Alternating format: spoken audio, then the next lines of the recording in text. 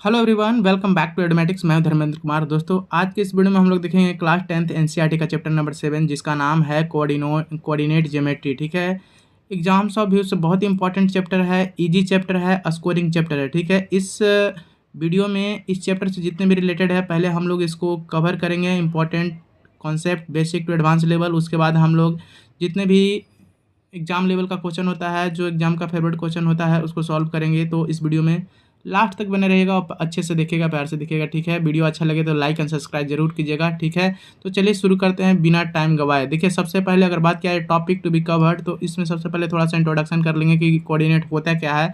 X coordinate और Y coordinate के बारे में, जिसका दूसरा नाम एब्सिसा या फिर ऑर्डिनेट बोलते हैं, इसके बारे में समझेंगे। ओरिजिन का महत्व क्या है, ओरिजिन क्या होता है, फिर क्वाड्रेंट्स पढ़ लेंगे थोड़ा सा।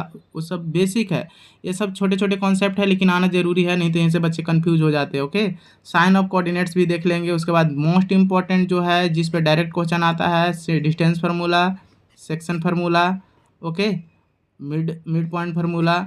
उसके बाद एरिया ऑफ ट्रायंगल्स, ठीक है, कोऑर्डिनेट के हेल्प से। और ये वाला कोलिनियरिटी ऑफ 3 पॉइंट्स, ये इंपॉर्टेंट है। कोलिनियरिटी, अच्छे से पढ़िए, collinearity of 3 points, most expected question. अब इसके बाद हम लोग देखेंगे। तो चलिए शुरू करते हैं। सबसे पहले बात किया जाए कि व्हाट इज कोऑर्डिनेट, ठीक है, और कोऑर्डिनेट ज्योमेट्री होता क्या है। तो यहाँ से हम लोग शुरू करते हैं। ठीक है, बात किया जाए कोऑर्डिनेट ज्योमेट्री का, तो basically a point on plane is represented by an ordered pair.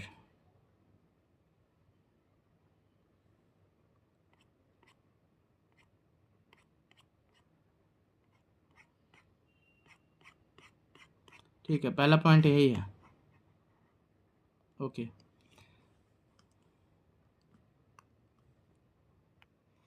तो देखिए, मैं पहले इसको लिख लिया हूँ, ठीक है, ताकि याद आपको टाइम ना लगे। जैसे ही बात किया जाए कि कोऑर्डिनेट ज्योमेट्री होता क्या है, तो कोऑर्डिनेट ज्योमेट्री वह मेथड है जिसके हेल्प से हम लोग 2D प्लेन पे किसी भी ऑब्जेक्ट का लोकेशन बताते हैं। 2D प्लेन पे किसी भी ऑब्जेक्ट का लोकेशन बताते हैं with the help of coordinate. तो इसलिए a point on a plane is represented by an ordered pair X Y. Okay, इसमें एक्स कोऑर्डिनेट को एब्सिसा बोला जाता है। ठीक है, एक्स कोऑर्डिनेट ना पूछ करके एग्जाम में find abscissa of anything. Y coordinate को ऑर्डिनेट बोला जाता है, ऑर्डिनेट। ओके, और ओरिजिन क्या होता है, जहाँ 0 0 एक्स 0 और वाई 0 हो, उसको हम लोग ओरिजिन कहते हैं। ठीक है, ये बेसिक सा बात है। अब हम लोग समझते हैं क्वाड्रेंट्स क्या होता है। तो क्वाड्रेंट्स मीन्स होता है 1/4 पार्ट ऑफ अ प्लेन। जब एक प्लेन को हम लोग इस तरह 4 भागों में क्या करते हैं, कट करते हैं with the help of axis, तो उस चीज़ को हम लोग क्वाड्रेंट्स बोलते हैं। इसको फर्स्ट क्वाड्रेंट्स बोलते हैं, मतलब फर्स्ट पार्ट ऑफ प्लेन। अब ये सेकंड पार्ट यानी सेकंड क्वाड्रेंट्स बोलते हैं। इसको थर्ड क्वाड्रेंट बोलते हैं और इसको फोर्थ क्वाड्रेंट बोलते हैं। देखिए, इसमें सभी वैल्यू पॉजिटिव आते हैं। देखिए, इधर जो है वो एक्स एक्सिस और वाई एक्सिस का जो बीच वाला एरिया है फर्स्ट क्वाड्रेंट, तो इधर पॉजिटिव आते हैं दोनों का वैल्यू। ओके, इसमें देखिए, पहले एक्स एक्सिस का वैल्यू लिखा जाता है, तो एक्स एक्सिस तो इसमें निगेटिव है और वाई एक्सिस क्या है, पॉजिटिव है। तो इसका क्वेश्चन आ जाएगा कि सेकंड क्वाड्रेंट्स में वैल्यू कैसा होता है, निगेटिव और पॉजिटिव होता है। ओके, एक मिनट। उसके बाद थर्ड क्वाड्रेंट्स की बात किया जाए, तो इसमें अगर आप ध्यान से देखो, तो मैंने बोला कि क्वाड्रेंट्स लिखने के लिए पहले हम एक्स एक्सिस का क्वाड्रेंट लिखते हैं, फिर उसके बाद वाई एक्सिस का लिखा जाता है। तो देखिए, एक्स एक्सिस इसमें निगेटिव है और वाई एक्सिस भी निगेटिव है, थर्ड क्वाड्रेंट्स। ओके, और फोर्थ क्वाड्रेंट की बात करें, एक्स एक्सिस इसमें पॉजिटिव है और वाई एक्सिस निगेटिव है। तो इस तरह से क्वाड्रेंट एंड क्वाड्रेंट का साइन लिखा जाता है। अब वैल्यू जो दिया जाए, ठीक है, यहाँ पे आप मार्किंग कर सकते हो ऐसे करके, इक्वल डिस्टेंस पे यहाँ पे मार्किंग कर सकते हो ऐसे। और जो भी आप क्वाड्रेंट्स निकालें with the help of equation या क्वेश्चन, आप पॉइंट निकाल सकते हैं किसी भी चीज़ का, किसी भी ऑब्जेक्ट का। ओके, फॉर एग्जांपल मान लेते हैं कि फर्स्ट क्वाड्रेंट में हमको कैसे पॉइंट मिलेंगे। तो मान लीजिए कोई पॉइंट ए है और इसका क्वाड्रेंट्स है 3 और 4। जैसे ही पॉइंट पॉजिटिव में दिख जाएगा, प्लस है, तो ये पता चल जाएगा कि ये पॉइंट पॉजिटिव फर्स्ट क्वाड्रेंट में आएंगे। अगर पॉइंट कोई बी है और उसका क्वाड्रेंट दिया हुआ है, लेट सपोज कि -2 और 5, तो -2 और 5 यानी कि ये तो एक्स एक्सिस के लिए और ये वाई एक्सिस के लिए होता है। तो यहाँ से आपको पता चल जाएगा कि ए सेकंड क्वाड्रेंट में आ जाएगा, ए फर्स्ट क्वाड्रेंट में आ रहा है क्योंकि दोनों पॉजिटिव पॉजिटिव है, एक निगेटिव एक पॉजिटिव है, ए सेकंड क्वाड्रेंट में आ जाएगा। ओके, और एक पॉइंट सी है, इसका अगर कोई पॉइंट है -4 और लेट सपोज कि -3, तो इसका क्वाड्रेंट्स क्या हो जाएगा थर्ड क्वाड्रेंट में। थर्ड क्वाड्रेंट मतलब कि थर्ड क्वालिटी, तीन दोनों के दोनों निगेटिव, बस मैं ट्रिक के लिए बोल रहा हूँ, थर्ड क्वालिटी दोनों के दोनों खराब है, ठीक है।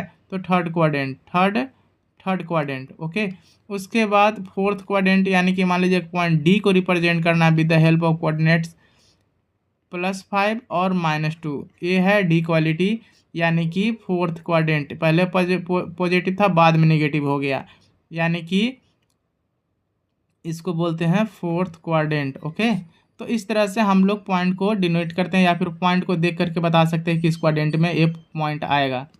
उसके बाद हम लोग चलते हैं नेक्स्ट टॉपिक पे। तो देखिए, जो मेरा नेक्स्ट टॉपिक है वो बहुत ही इम्पॉर्टेंट है एग्जाम्स ऑफ व्यू के लिए, ये आपको पता ही होना चाहिए कि डिस्टेंस फार्मूला होता क्या है और इसके बेस पे हम लोग कैसे दिए हुए क्वेश्चन को सॉल्व करते हैं। इसमें क्या होता है ना कि आपको to find distance between two points, दो पॉइंट्स के बीच की दूरी को निकालने के लिए डिस्टेंस फार्मूला हम लोग यूज करते हैं। ओके, और होता क्या है, मान लेते हैं कि पॉइंट ए है और पॉइंट बी है। पॉइंट ए का कोई तो कोऑर्डिनेट होगा, तो मान लेते हैं कि x1 और y1 है, और पॉइंट बी है उसका भी कोई कोऑर्डिनेट होगा x2 y2, ठीक है, x2 और y2 होगा। तो इस कहीं और ये दोनों एक जगह तो होगा नहीं, कहीं पॉइंट दूरी पे होगा, ठीक है, इतना दूरी पे होगा। तो ये डिस्टेंस फार्मूला लगा करके हम लोग इसका डिस्टेंस फाइंड आउट कर लेते हैं। इसीलिए यहाँ पर डिस्टेंस फार्मूला आपको आना चाहिए। ये मैंने ग्राफ भी बनाया है, आप देख सकते हैं। एक क्या है, ये 2D प्लेन है, 2D प्लेन को मैंने क्वाड्रेंट बनाया है, एक्स एक्सिस और वाई एक्सिस बनाया है, ठीक है। मैंने पॉइंट को डिनोट के रिप्रेजेंट किया है और be with the help of quadrant represent कर दिया है। उसके बाद डी निकालना बहुत आसान है। एक छोटा सा फार्मूला आप लिखोगे, क्या लिखना है देखिए, आपको लिखना है x2 - x1 का whole square plus x2 y2 -y1 का होल स्क्वायर। ये इतना करना है, वैल्यू पुट करना है, आराम से डिस्टेंस बिटवीन टू पॉइंट्स निकल जाएगा। ओके, अब देखते हैं एक और कॉन्सेप्ट कि यदि ये कॉन्सेप्ट आया कहाँ, तो इस सीधे मैं लिख दिया कि derive from Pythagoras theorem. Okay, इसमें डिस्टेंस फ्रॉम ओरिजिन, जब मान लीजिए कि एक पॉइंट हमको डिस्टेंस पे ही है, ये ओरिजिन पे है, और दूसरा पॉइंट कहीं और है, तो इसके लिए डिस्टेंस निकालने के लिए अब सीधे क्या करेंगे, पाइथागोरस प्रमेय या थ्योरम लगा देंगे। ऐसे लगाएंगे, राइट एंगल ट्रायंगल बन जाएगा, और राइट एंगल ट्रायंगल बनेगा तो यहाँ पे पाइथागोरस थ्योरम लगा सकते हैं। पाइथागोरस थ्योरम क्या होता है कि हाइपोटेनस का स्क्वायर हमेशा बराबर होता है रिमेनिंग टू साइड के स्क्वायर के बराबर, यानी कि परपेंडिकुलर का स्क्वायर इंटू बेस का स्क्वायर। ये वाला जब स्क्वायर उस तरफ ले जाएंगे तो एच बराबर क्या हो जाएगा, √under P square plus B square. इसी से मैंने ये वाला लिखा है कि अगर ओ पी निकालना, मान लीजिए कि ओ रीजन है और कोई पी पॉइंट है, मान लीजिए कि एक मिनट देखिए, ये मेरा एक छोटा सा क्वाड्रेंट है, यहाँ पे ओरिजिन है ओ और यहाँ पे एक पॉइंट पी है, तो इसका डिस्टेंस निकालने के लिए अब जस्ट पाइथागोरस थ्योरम लगाएंगे, ठीक है। ये ओ पी हो जाएगा, ठीक है, ये डिस्टेंस क्लियर दिया हुआ रहेगा और ये लगा करके सीधे हम इसका डिस्टेंस निकाल देंगे। ओके, ये दोनों गिवन रहेगा। जैसे कि एक छोटा सा एग्जांपल यहाँ पे मैंने लिखा है, इसको देखकर आप समझ सकते हैं। Find distance between coordinate 2 and 3, एक पॉइंट है 2 3 पे और दूसरा पॉइंट है 6 7 पे, तो इसके बीच के मान लीजिए एक पॉइंट है, ठीक है। अच्छे से मैं बना लेता हूँ, एक मिनट देखिए, ये मैंने बनाया एक्सिस, ठीक है, ये एक्स एक्सिस है और ये वाई एक्सिस है, ठीक है। देखिए दोनों पॉजिटिव पॉजिटिव है, तो यहाँ पे आ जाएगा, तो यहाँ पे ने रिप्रेजेंट कर दिया ऐसे, और यहाँ पर रिप्रेजेंट कर दिया मैंने एक्स। देखिए ये जो है पहले लिखा होता है ए एक्स के लिए, ए वाई के लिए है। 2 3 से पॉइंट खोज लेंगे, 1 और ये 2 है, 2 और 3, 1 2 3, तो ये ऐसे इसको मिला देंगे सामने वाला, और ऐसे ऐसे इसको मिला देंगे। फर्स्ट पॉइंट हमको यहाँ पर मिलेगा, और सेकंड पॉइंट है 6 और 7, तो 1 2 3 4 5 और ये 6 है, ये 6 है और 7, 1 2 3 4 5 6 7 यहाँ पे। तो यहाँ से अगर हम लोग ऐसे मिलाते हैं, ठीक है, कोऑर्डिनेट मिलाना आना चाहिए। तो ये सेकंड पॉइंट है, ये पॉइंट कैसे मिला है 2 और 3 से, और ये पॉइंट कैसे मिला है 6 और 7 से। तो ये दोनों के बीच का डिस्टेंस निकालना है, तो नहीं निकल जाएगा। क्या लगाना है, D इज इक्वल टू, वही D जो है हमारा बिल्कुल, ये जो फार्मूला आया कहाँ से, पाइथागोरस थ्योरम से आया है, ठीक है। x2 - x1 का होल स्क्वायर था, प्लस y2 - y1 का होल स्क्वायर था। ओके, तो x2 कितना है, तो x2 आप क्लियर देख सकते हैं, इसको हम लोग x1 बोलते हैं, x1, ठीक है, y1 इसको बोलते हैं x2 y2। आप तो वैल्यू पुट कर सकते हो, तो x2 यानी कि 6 माइनस x1 कितना था, x1 देखिए ऊपर 2 है, 2 के क्या लिख देंगे होल स्क्वायर, प्लस y2 कितना है, तो y2 देख लेते हैं यहाँ पे, y2 कितना है, y2 है 7 लिख लो आप, माइनस y1 कितना है, y1 लिख लेते हैं 3 ओके का होल स्क्वायर, रूट अंडर चढ़ा देना है ओके। अब इसको सॉल्व कर लेना है, कितना आ जाएगा, 4 का होल स्क्वायर प्लस 4 का होल स्क्वायर कितना होता है, 16 plus 16 is equal to root under 32। और 32 को क्या कर सकते हैं, इसको दो भाग में कर सकते हैं, 32 को ब्रेक डाउन कर ले, इसके बाहर कुछ आएगा, हाँ 16 इंटू 2 लिख सकते हैं, यानी कि 16 बाहर आ जाएगा, 4√2 आ जाएगा, 4√2 सेंटीमीटर हो जाएगा, 4√2 ओके। मतलब कि मैं क्लियर लिख देता हूँ, √32 है, इसको आप ब्रेक डाउन कीजिए, 16 इंटू 2 लिख लीजिए, 16 तो बाहर इजली आ जाएगा, कितना बाहर आ जाएगा, 4 बन जाएगा, 2 नहीं आएगा तो 2 अंदर ही रहेगा। आप इतना यूनिट लिख सकते हैं, जो भी यूनिट दिया हो रहेगा ऐसे बना सकते हो। आई होप कि आपको ये क्वेश्चन समझ में आया होगा। अब चलते हैं नेक्स्ट पॉइंट पे। तो मेरा नेक्स्ट टॉपिक है बहुत इंपॉर्टेंट, मोस्ट इंपॉर्टेंट है एग्जाम्स ऑफ व्यू से, इसको अच्छे से आपको समझना है, जिसका नाम है सेक्शन फार्मूला। ये इसमें क्या होता है ना, आपको समझना है कि व्हेन अ पॉइंट, मान लीजिए कोई पॉइंट पी है, डिवाइड करता है ए बी, तो जब जस्ट ऊपर वाला कॉन्सेप्ट में समझे कि ए बी पॉइंट कैसे निकाला जाता है, ठीक है, internally in the ratio m/n, ठीक है। तो मान लीजिए पॉइंट ए और बी है, तो उसका कुछ तो कोऑर्डिनेट होगा ना, मान लीजिए ए का पॉइंट XY है और बी का पॉइंट, मान लीजिए ए का पॉइंट x1 y1 है और बी का पॉइंट x2 y2 है, ठीक है, तो पॉइंट हम लोग रिप्रेजेंट कर लेंगे। हाँ, तो इस कंडीशन में उस पॉइंट को बताइए जो ए बी को कुछ रेशियो में डिवाइड करता है। नहीं समझे, यहाँ पर समझते हैं फिगर से। देखिए ये मेरा एक्सिस है, ए एक्स एक्सिस है और ये वाई एक्सिस है, ठीक है। इसमें पॉइंट ए है और पॉइंट बी है, ठीक है, पॉइंट ए है और तो ये यहाँ पर कोई डिस्टेंस होगा। उसके बाद एक पॉइंट पी है, पी ऐसा है, पी इस तरह पॉइंट लिया गया है कि जो ए बी को m/n रेशियो में डिवाइड करता है। तो इसके लिए जो सेक्शन फार्मूला होता है, इस पॉइंट को m/b सेक्शन फार्मूला है जो m और n निकालने के लिए, p पॉइंट निकालने के लिए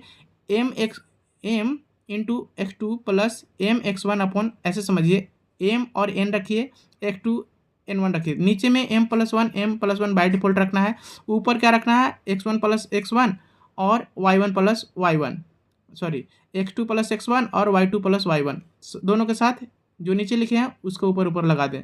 फिर से मैं बोल रहा हूँ, ट्रिक क्या रखना है कि एक लाइन ड्रॉ करना है, नीचे में m+n रख देना है, उसके ऊपर क्या रखना है, कोऑर्डिनेट रखना है x2 x1 y2 y1, दोनों के साथ जो नीचे लिखे हैं उसके ऊपर चिपका दे। जैसे नीचे m था m चिपका दे, n था n चिपका दे, m था m चिपका दी, m था n, हो गया। इस सेक्शन फार्मूला आपको याद हो गया, ठीक है। उसके बाद अब समझते हैं एक एग्जाम्पल से, एग्जाम्पल मैं लिख लेता हूँ। तो देखिए इसको और अच्छे से समझने के लिए मैंने एक एग्जाम्पल लिया है, इसको सॉल्व करते हैं, उसके बाद आपको क्लियर समझ में आ जाएगा। आपको क्या करना है कि फाइंड अ पॉइंट, एक पॉइंट, उस पॉइंट को फाइंड आउट करना है, ठीक है। फाइंड पॉइंट डिवाइडिंग जो करता है, एक पॉइंट ए है जो 3 और 2 कोऑर्डिनेट से बना है और दूसरा पॉइंट बी है जो 8 9 से बना है, और वो पॉइंट पी किस रेशियो में डिवाइड कर रहा है, 1:2 रेशियो में। तो ठीक है, इजीली हम लोग बना लेंगे, ठीक है। देखिए करना क्या है,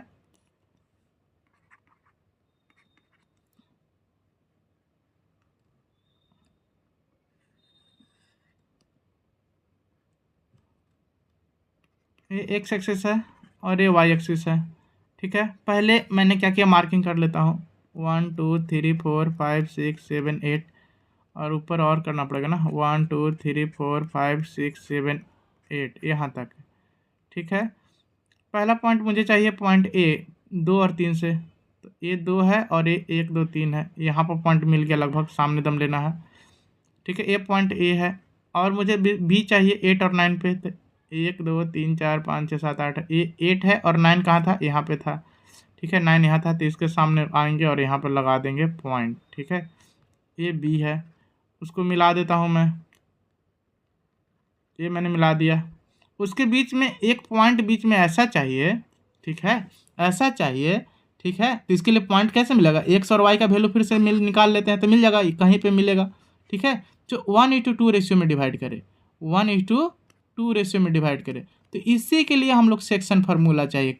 ऐसे कहीं भी पॉइंट थोड़ी ना ले लेंगे, पहले x का वैल्यू निकाल लेंगे, y का वैल्यू निकाल लेंगे, वो दोनों के हेल्प से मैं एक पॉइंट बनाऊंगा और वही पॉइंट जो होगा जो क्या करेगा, इसको 1:2 के रेशियो में डिवाइड कर देगा ए बी लाइन को।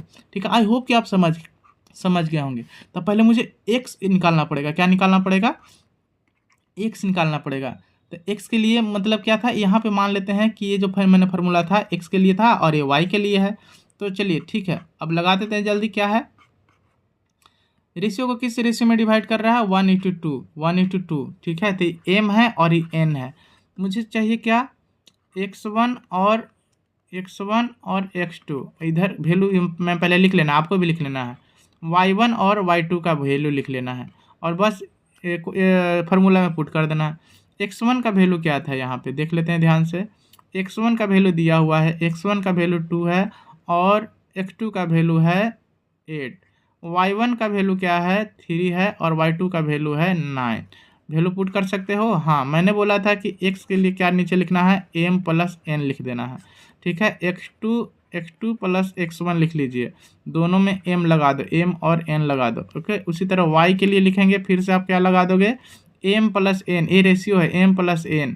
ऊपर क्या लिखेंगे, y2 + y1, दोनों में m और n लगा दो, बस वैल्यू पुट कर दो। m कितना है, m है 1:2 है। तो यहाँ पे m क्या है, 1, m = 1 है और n = 2 है। तो यहाँ पे 1 मैंने लिखा और x2 कितना है, x2 देखिए 8 है, 1:8 प्लस n कितना है, 2 है और x1 क्या है, x1 कहाँ गया, 2 है, डिवाइडेड बाय m + 1 कितना हो जाएगा, 3। तो यहाँ से मुझे वैल्यू निकल गया x का कितना, देखिए 2 × 4 और 8, 8 × 4 12, 12/3, 4 आ गया। क्या आ गया, 4। उसी तरह देखिए m कितना था, 1 था, तो 1 × y2 कितना है, y2 यहाँ पे वैल्यू सामने लिखा हुआ है, 9 लिख लेना है, प्लस n कितना, n कितना है, 2 है और क्या है, y1 कितना है, y1 3 है, 3/3। इसका वैल्यू कितना आ गया, देखिए 3 दूनी 6, 9, 6 9 15, 15/3, 5 आ गया। तो यहाँ पे x का वैल्यू 4 और y का वैल्यू 5 आ गया। तो इससे आप कोऑर्डिनेट नहीं बना दोगे, तो x का 1 2 3 4 यहाँ पे और 1 2 3 4 5 यहाँ पे, यही वाला ये जो पॉइंट आया, कोई भी पॉइंट हो सकता है, p q कुछ भी, ये पॉइंट होगा 4 और 5। ये ऐसा पॉइंट है जिस ए बी को 1:2 रेशियो में डिवाइड कर रहा है, 1:2 रेशियो में। तो बिल्कुल आपको इसी तरह एग्जाम में बनाना है, बहुत इंपॉर्टेंट क्वेश्चन है और बहुत ही इंपॉर्टेंट बोर्ड ऑफ एग्जाम से भी है। ठीक है, इस तरह का क्वेश्चन पक्का पूछेगा, आप इजीली निकाल लोगे अगर फार्मूला याद रख। बच्चे फार्मूला ही भुला जाते हैं, मैंने ट्रिक भी बता दिया आपको याद कैसे रखना है। ओके, अब चलते हैं नेक्स्ट पॉइंट पे। देखिए, बहुत ही इंपॉर्टेंट एक और फार्मूला है जिसका नाम है मिड पॉइंट फार्मूला। इसमें क्या होता है ना, थोड़ा स्पेशल केस है कि इसमें मिड पॉइंट निकालना होता है, जैसे सेक्शन फार्मूला में निकालते हैं। जैसे थोड़ा देर पहले सेक्शन फार्मूला में वो मिड पॉइंट नहीं निकालना रहता, उसमें कोई रेशियो दे दिया जाएगा, 1:2 रेशियो, 2:3 रेशियो, 1:3 रेशियो, तो उसके लिए अलग हो। लेकिन मिड पॉइंट नाम से ही पता चल रहा है कि एक ऐसा पॉइंट निकालिए एक लाइन के बीच में जो बिल्कुल 1:1 पार्ट में, मतलब कि बिल्कुल 1/2 पार्ट में डिवाइड करे, बीचों बीच से डिवाइड करे। तो mid point is a special case of the section formula. इसमें क्या होता है, पॉइंट को दिए हुए लाइन को 1:1 में डिवाइड करता है। मान लेते हैं कि ये मेरा कोऑर्डिनेट है, एक्सिस है, ठीक है, ये एक्स एक्सिस है, वाई एक्सिस है, इसमें पॉइंट मेरा कोई ए है और इसमें पॉइंट कोई बी है। एक्स ए जो बना हुआ पॉइंट बना होगा x1 y1 से बना होगा और ए जो बना होगा x2 y2 से बना होगा, पक्का यही बात है। तो ये पॉइंट बताइए, एक ऐसा पॉइंट इसके बीच में बताइए जो इस लाइन को, पूरे लाइन को बिल्कुल मिड पॉइंट में हो, मिड में हो, यानी कि 1:1 में हो। ठीक है, 1:1 में हो। तो इसके लिए बहुत एकदम सिंपल सा इजी है कि ठीक है, फिर से हम x निकाल लेते हैं और y निकाल लेते हैं। तो x बराबर क्या कर देंगे, यहाँ पे पुट कर देंगे, यानी कि x1 प्लस x2/2 कर लेंगे और y निकालने के लिए y1 प्लस y2/2 कर लेंगे। 2 पॉइंट आएगा, फिर से x का कुछ वैल्यू आएगा, y का कुछ वैल्यू आएगा, ये दोनों पुट करेंगे यहाँ पे और क्या करेंगे, एक नेक्स्ट पॉइंट निकाल लेंगे। एक एग्जांपल से समझते हैं, ध्यान से समझिएगा।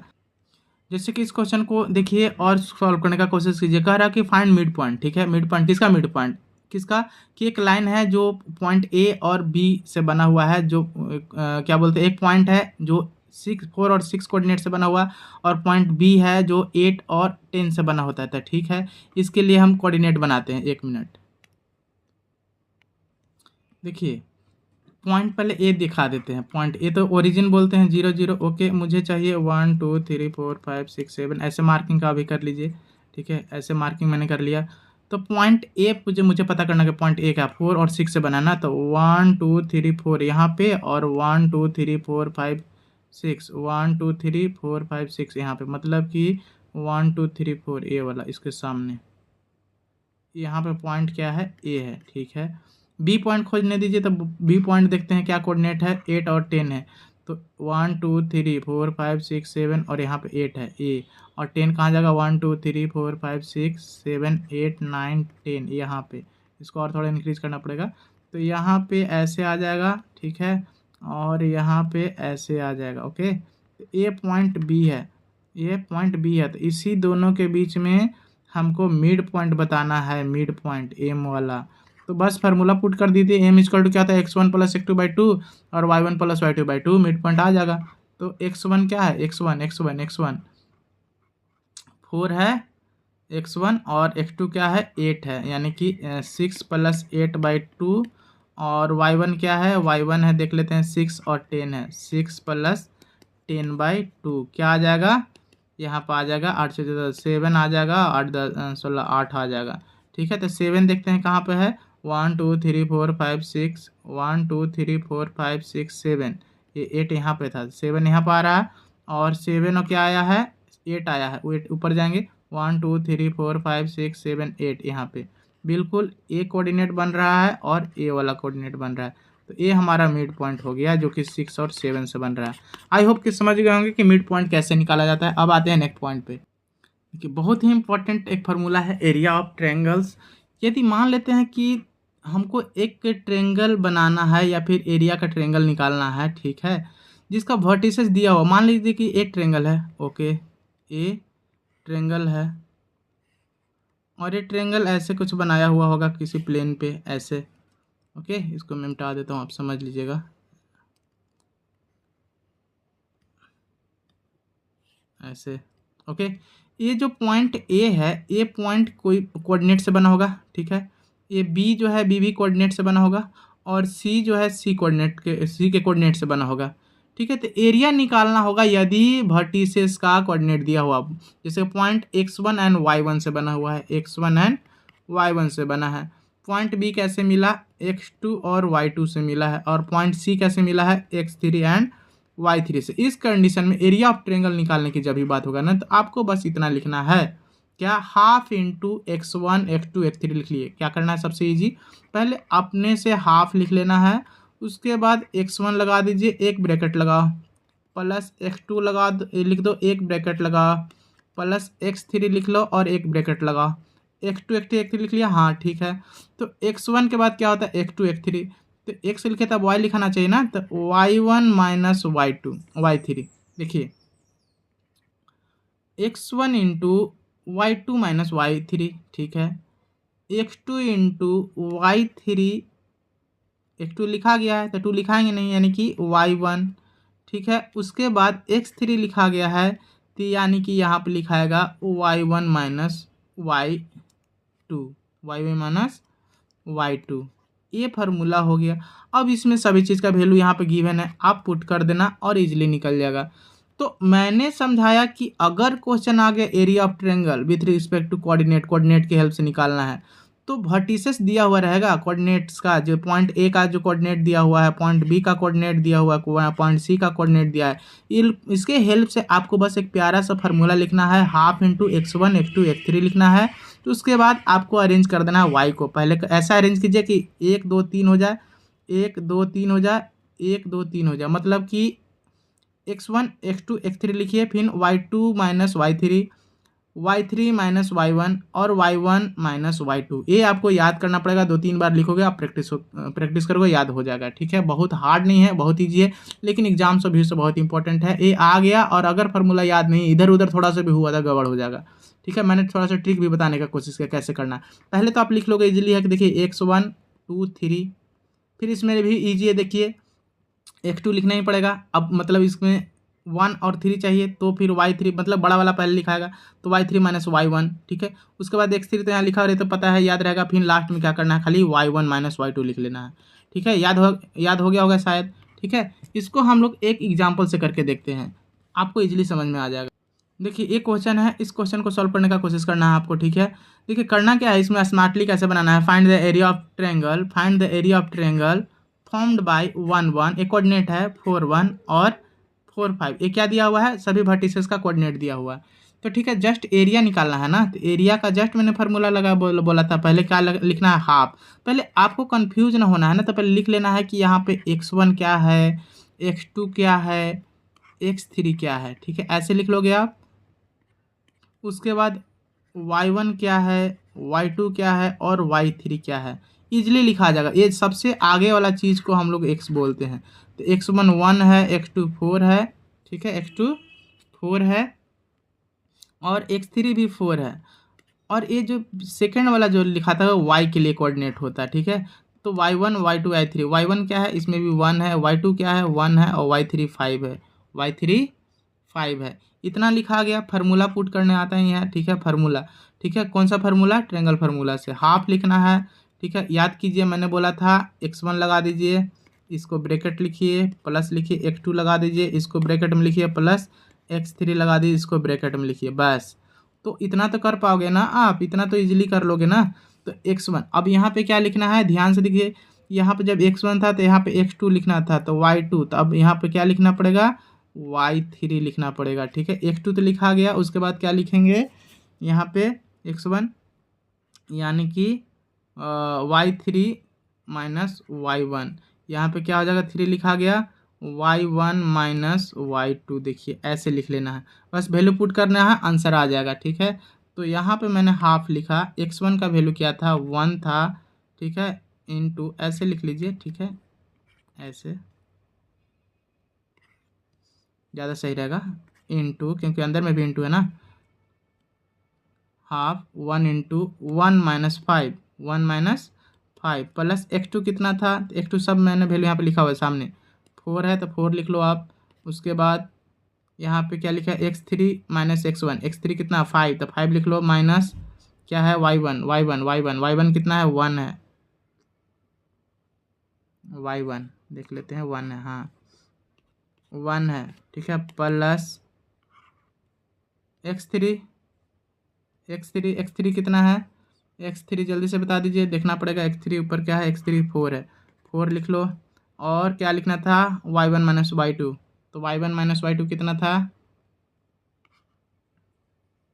y1 1 माइनस और 2 क्या है 1, 1 माइनस 1, 1 माइनस 1। इसको सॉल्व नहीं कर लोगे आप, देखिए इसको हाफ मैंने लिख दिया, ये कितना हो जाएगा, 1 minus 4 into 1 minus 4 into 1 minus 4 ही हो जाएगा, ठीक है। प्लस इसको कर लेते हैं क्या, 4 इंटू 4 16 हो जाएगा, ये तो जीरो हो जाएगा, ये तो पूरा जीरो हो जाएगा, ठीक है। तो इसको कैंसिल आउट कर लो, कितना बार में, -2, तो 16 में से -2 जाएगा, कितना आ जाएगा 14। ऐसे सॉल्व कर लेना आपको। -4 हो गया था, 16 हो गया था, 1 मिनट, इसको फिर से मैं सॉल्व कर लेता हूँ। देखिए हाफ, ठीक है, -4 प्लस 16 प्लस 0, यही था ना। तो अब क्या करना है, बोर्ड मास के अकॉर्डिंग ब्रैकेट के अंदर वाला पहले सॉल्व होता है, तो हाफ रहने देते हैं, इसको सॉल्व कर लेते हैं। 16 में से -4 जाएगा तो 12 बच जाएगा, एक कैंसिल आउट आएगा, 6 आएगा, ना कि 12 आ रहा था, ठीक है। 6 करेक्ट आंसर है, 6 करेक्ट आंसर है। तो पहले बोर्ड मास अप्लाई करना, ब्रैकेट के अंदर वाला पहले सॉल्व होता है, ना कि डायरेक्ट, मैंने कैंसिल कर दिया, डायरेक्ट वो गलत था। ओके, तो आई होप कि आप समझ गए होंगे। अब चलते हैं नेक्स्ट पॉइंट पे। देखिए एक इंपॉर्टेंट पॉइंट है, छोटा सा पॉइंट है, इससे भी क्वेश्चन आने का चांस रहता है कभी कभी। तो जो कोलिनियर हो गया ना, तो वहीं से बन गया कोलिनियरिटी, ठीक है, कोलिनियरिटी, ठीक है। कोलिनियर पॉइंट की बात होता है, तो पॉइंट बहुत सारे होते हैं। पॉइंट जब हम बहुत सारे लेते हैं पॉइंट्स, और एक ही लाइन पे लाई करने वाले सभी पॉइंट, यदि इसमें से बहुत सारे पॉइंट है और वो सभी पॉइंट कोलिनियर कहलाएंगे जो एक लाइन पे लाई कर रहे हैं, ठीक है। इसमें से वे सभी पॉइंट कोलिनियर कहलाएंगे जो एक स्ट्रेट लाइन पे क्या करता है, लाई करता है, एक कोलिनियर पॉइंट कहेगा। और जितने भी बाकी का पॉइंट्स है नॉन कोलिनियर पॉइंट कहलाता है। तो इसी से कॉन्सेप्ट आया कोलिनियरिटी ऑफ 3 पॉइंट, ठीक है। आई होप कि आप समझ गए होंगे।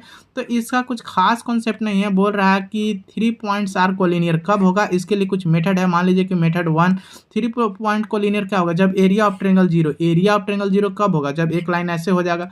जब मैंने बोला कि एक ट्रेंगल बन गया, एक ट्रेंगल है, इसको घटाते घटाते इतना ना छोटा कर दिया कि तीनों लाइन एक ही पा गया, ठीक है। ओके, तब इस कंडीशन में बोलते हैं कि ए क्या बोलते हैं कि जब एरिया ऑफ ट्रेंगल जीरो हो जाता है तो तीनों पॉइंट्स कोलिनियर हो जाता है, ठीक है।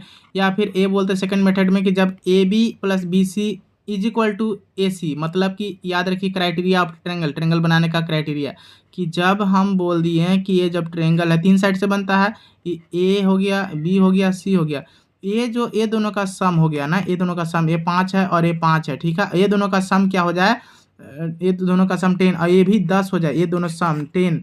तो इस कंडीशन में भी क्या बोलेंगे कि लाइन कोलिनियर हो जाएगा। ओके, ये ट्रेंगल बनेगा नहीं, मैं बोलूँगा कि A B is equal to क्या है 5 सेंटीमीटर, और B C is equal to है 5 सेंटीमीटर, और A C is equal to है 10 सेंटीमीटर। क्या ट्रेंगल बनेगा नहीं, एक स्ट्रेट लाइन बन जाएगा। मतलब कि एक स्ट्रेट लाइन 10 सेंटीमीटर और 5 सेंटीमीटर का लाइन बनाएंगे तो मान लीजिए यहाँ तक जाए, यहाँ जा रहा, 5 सेंटीमीटर का लाइन बनाएंगे यहाँ टच होगा नहीं, फाइनली ये गिर करके यहाँ पे एक दूसरे पे ओवरलैप कर जाएगा, 5 सेंटीमीटर इधर जाएगा, 5 सेंटीमीटर इधर पे, ऊपर उठेगा ही नहीं, ठीक है। तो इसलिए एक कोलिनियर बन जाएगा, ठीक है। आई होप कि आप समझ गए होंगे, ठीक है।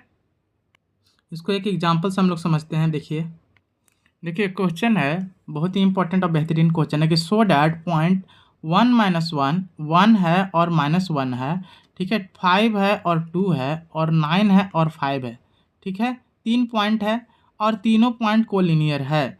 तो मान लेते हैं पॉइंट यहाँ होगा, कहीं भी मुझे नहीं पता, पॉइंट यहाँ होगा, यहाँ पे होगा, तो इसका कोऑर्डिनेट होगा। लेकिन जो पॉइंट बना हुआ है ना, अगर हम ठीक है डायरेक्ट कोऑर्डिनेट निकालेंगे तो पता चलेगा तीनों एक ही लाइन पर आ रहा है, ठीक है।